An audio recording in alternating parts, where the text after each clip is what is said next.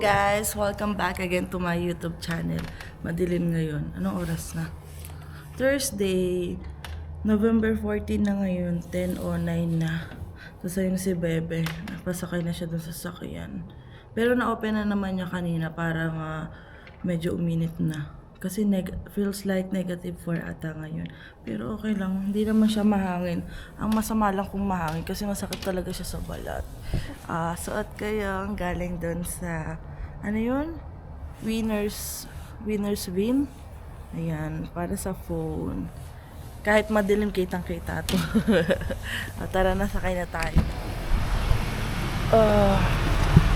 Hindi pa kami nakakabili ng vacuum. Natin at may mga mugmug ng pinagkainan. Minsan kasi dito na kumakain kapag may binili kami. Okay, let's go. Oops. Kari ko.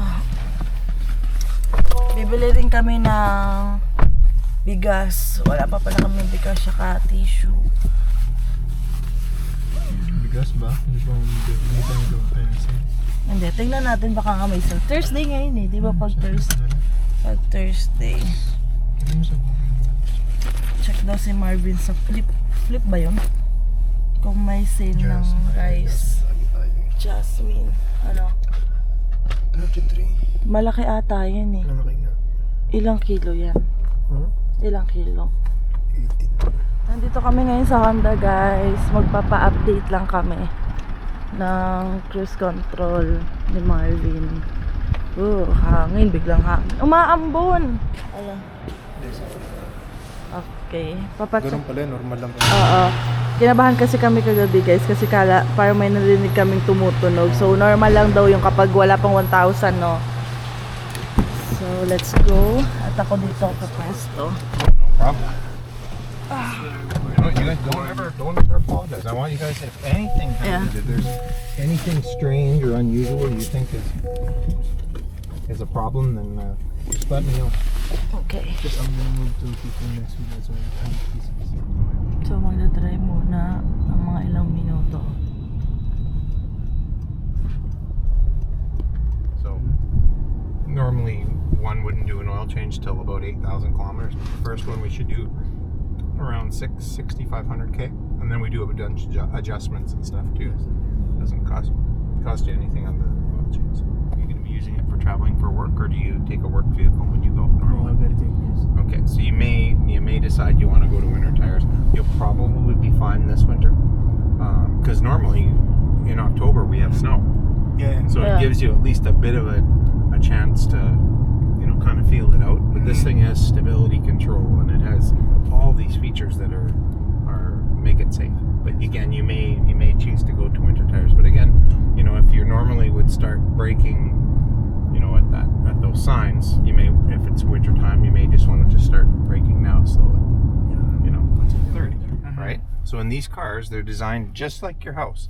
So keep it with these things. So you remember the green lights, right? 19 to 23 degrees winter and summer. This thing will adjust and keep it at that temperature. So you think that you're going to be warmer by doing this? It won't. The car is not designed to do that.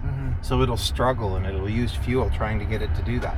So like I said, if you set that thing at like a good temperature for wintertime is about 21 degrees. If it's really cold out, say minus 30, go to 23, but don't go any higher.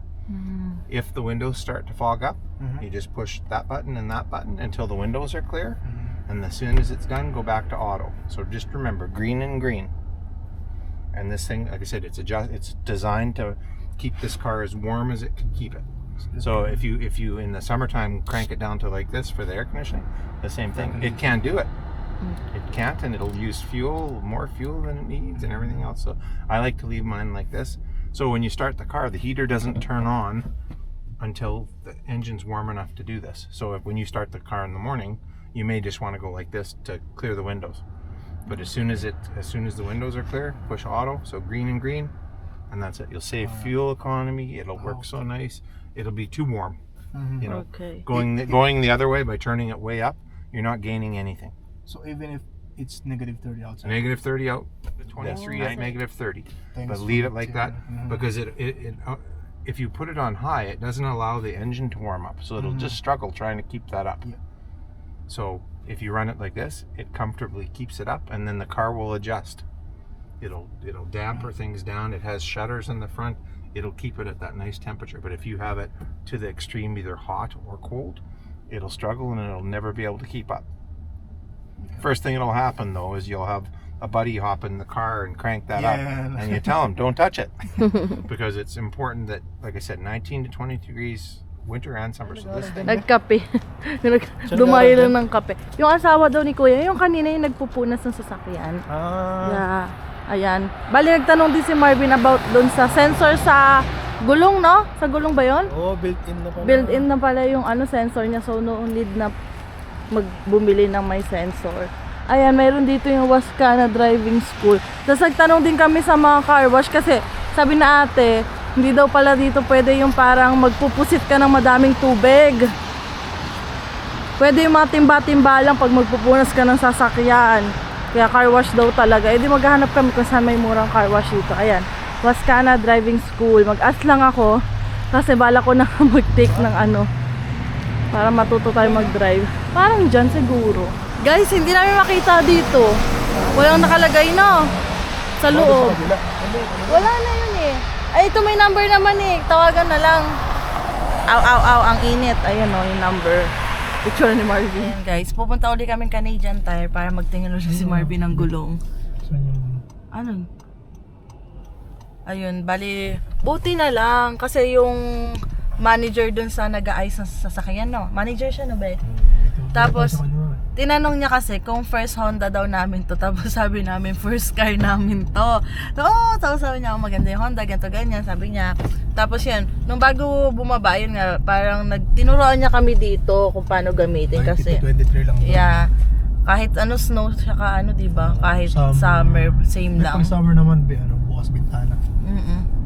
Oo, tapos kapag kapag nag-negative ek na, 30 ba? 23 lang kapag mga negative, oo, sabi niya. Kasi masyadong malakas sa gas daw, diba? Sabi niya. Rate mo muna ito lagi. Tapos yung cruise control naman ni Bebe, Kahit huwag na muna. kahit hindi na muna namin ipa-update. Kasi hindi naman pala, sabi kasi niya, hindi daw magandang gamitin yung cruise control kapag winter, pag nag-i-snow. Kasi hindi mo naman makokontrol yan eh. Kapag may snow na siya, mas delikado daw. Oo. Kasi dapat papa-update na namin dahil ngayon pumunta kami ng Saskatoon Hindi, na may schedule ba appointment yun. sa kanila. Oo. Hindi pwedeng... Parang nag-off yung cruise control ni Marvin nung pumunta kami sa Saskatoon. Tapos yun, kapag may kailangan daw, sabi ni ate, no, sabi daw ni si Tu ba yun? Stu. Hindi na daw namin kailangan magpa-appointment kapag may kailangan kami sa kanya. Diretso lang daw kami sa kanya. Pinakilala kami ni ate. Bait naman niya. Tapos yan, pinapaliwanag niya kay Marvin yung mga ganito. Tapos nag-ask si Marvin about sa mga winter tire na nga ganito. Kasi nga, bago pa nga daw yung kay Marvin, naka all season. Kaya pa daw yan, madikit. Makapit pa. Pero para daw safe, mas bumili lang din daw si Marvin ng winter tire kasi nga malayo yung biyahe niya. Ayun. Pero pag naman winter, pag mo nag-i-snow naman na hindi naman kasi uuwi si Marvin. Hindi mo na buhay naman snow eh. May snow, oo. Pag lang, kapag walang patak ng snow, uwi yan. Ayan na pala, Canadian Tire na kami guys, ayan. Magtingin uli si Bebe. Dami pala malapit. Meron ba dito yung ibang Walmart at Dollarama naman ang puntahan natin? Kasi wala dun sa yung bibili natin sa Walmart at Dollarama eh.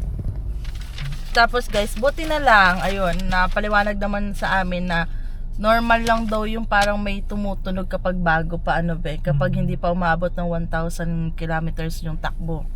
Yan. Kaya kasi ni-drive nga kanina kasi nga natatakot nga kami baka nga mamaya may problema aalis na si Marvin sa linggo. Ang sabi niya, okay lang daw yung maganda yung nagtatanong daw para kasi syempre first time. Kinakabahan, baka mamaya may problema pala yung sasakyan. So, ayan. Ano yung chine-check mo? Yung... Magkano yan? Saan? Ang Canadian Tire? 1,864. Ayan na guys, sure na. Kukuha na kami ng winter tires. Ayaw magpaawat ng asawa ko. Siyempre, for the safety nga naman. Ayan na. Nakahanap na kami libaginan. Parang nipis nito. Tingnan mo nga yung isa. Parang nipis eh, parang Hindi mahuna. mga mabigat kasi ikaw lang maglalaba eh. Ha? Sukatin daw muna to ni Bebe. 599 kasi ito mas mura eh. Nandito siya. Mas mura kasi Sa siya, bond yung paper. isa kasi $10. Hindi ko ito ng paper. Nandito lang. Nipis. Dito lang pala ang Dalarama. Ayun, Urban Planet, mayroon din pala dito. Oh. Umaalon. Umaulan. Bye. Ayan guys, umuulan. Dala na ni Marvin yung tissue. Ayan guys. Bali, ininit ko na yung kare-kare luto ni Ate Pam. Tapos, hatiin ko tong rice para sa amin ni Bebe. Yung chicken, nilagay na muna namin sa rep. Yung binili namin chicken sa Costco. Diba dalawa yun? Yung isa, dinala namin kala Ate Maan. Sila ngayon naalis. Papunta silang Winnipeg. Kasi may kapatid si Kuya Toto doon. Dadating yung kanilang pinsan galing Pilipinas. Ayan. Kakain muna kami. Sarap. Kare-kare. Hi guys. Bali nilabas ko na yung chicken. Ayan yung chicken. Hatiin ko na siya. Hati ko na ng maliliit, no? Para ano. Tapos may Mang Tomas ka naman. Sitting pretty. Pretty. Nagtabo ng basura yan, guys. Siya kain natin si Ate Pam. Yan, natin si Ate Pam sa ano? Saan nga yun? Sa school kasi may meeting daw sila. Late na, no? Gabi. Sa malapit na yung school ng anak ni Ate Pam. Okay. So, mag-cut muna ako. Tapos, ito. Pinakulang to ni Ate Pam kanina. Giniling. Magluto daw si ate ng giniling. Tapos, ito yung ulam namin kaninang kare-kare. Meron pa, oh. Bango ng kare-kare. Bango ng kare-kare. Kakat na natin to. Nagugutom na yung bebe ka. Nag-ano lang ako itong katsu lang. So, kasi yung sabaw. Kare-kare. Tapos, ayan yung sala. Madilim. Di ko binuksan yung ilaw. Saka na lang tayo mag-tour-tour. Makikita nyo naman yan eh. What's up guys? Bakit parang ang dilim ng ano? Ng camera? Kailangan ko siguro ng bagong camera. Hindi, may flashlight naman ako dito. Ito na yung chicken na binili natin.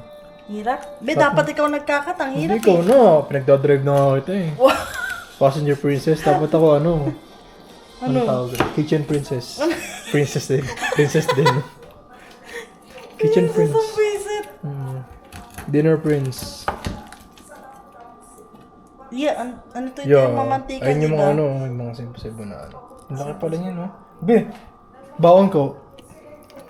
Monday, Tuesday, Wednesday. Isang kaya pala, be. Sa linggo. Oo, sobra pa yan. Start ng Sunday. Ay kung once a day lang ako kakain ng kanin. Pero, syempre, hindi. Oo.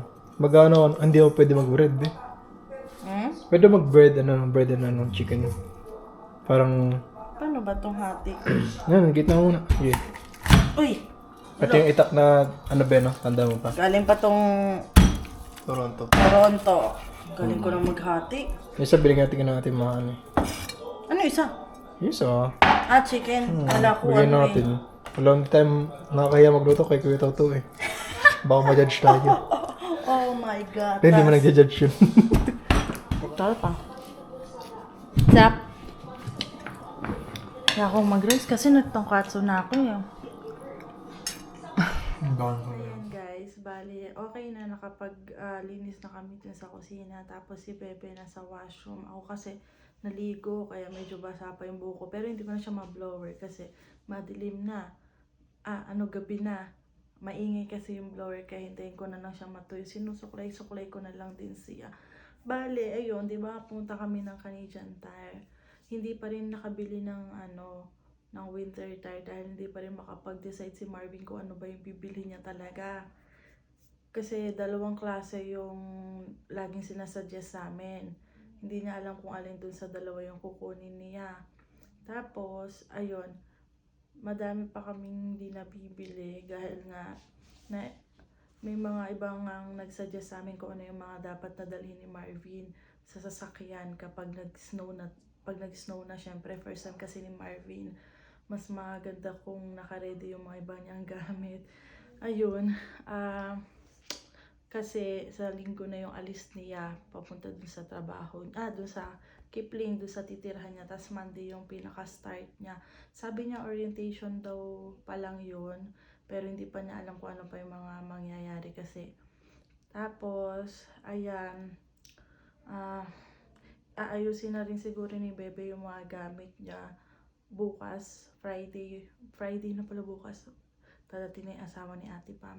Katrabaho niya ni Marvin kasi si Kuya nga panggabi ang pasok. So pagka-out niya bukas ng umaga, parang diretso na ata siyang umuwi dito. Gusto nga rin ni Marvin ng ganun ng duty.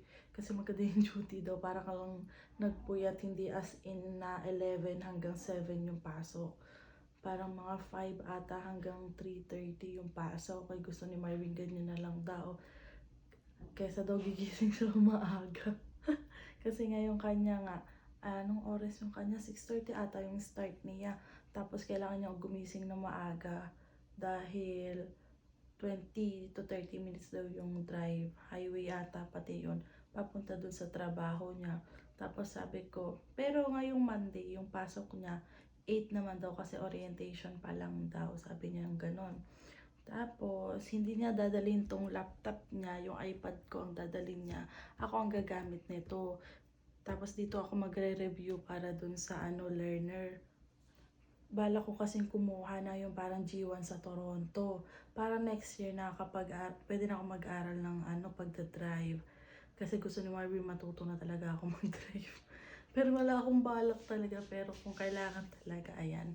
Kailangan matuto kasi halos karamihan daw talaga ng babae dito marunong mag-drive daw kasi pinsan nga daw, halimbawa pag nagkaroon na daw ng anak, yung salungat yung oras. So kung hindi ko masusundo, si Myron susundo. Kung hindi niya masundo, ako magsusundo, ganyan. So hanggang dito na lang guys yung vlog ko.